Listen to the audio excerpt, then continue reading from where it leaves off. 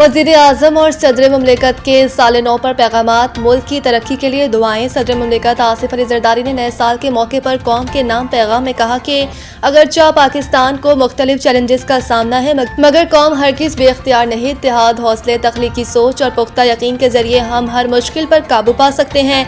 सदर मुमलिकत ने जोर दिया कि एक कौम और मुल्क के निगहबान होने के नाते हमें अपनी कौमी जिम्मेदारियों का असर नौ एहसास करना होगा ताकि दरपेश मसाइल का दानिशमंदी और मौसर अंदाज में मुकाबला किया जा सके।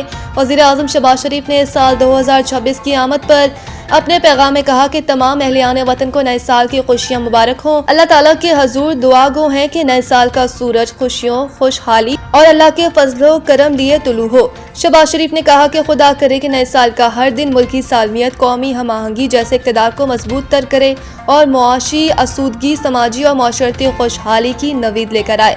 वज़ीर आज़म ने कहा कि 2025 का साल दिफाए वतन के एतबार से तारीख में सुनहरी हरूफ में लिखा जाएगा, जब मुसल्लह अफ़वाज और कौम ने शाना बशाना दुश्मन के अज़ाइम को नाकाम बनाते हुए मार्का हक में तारीख रकम की।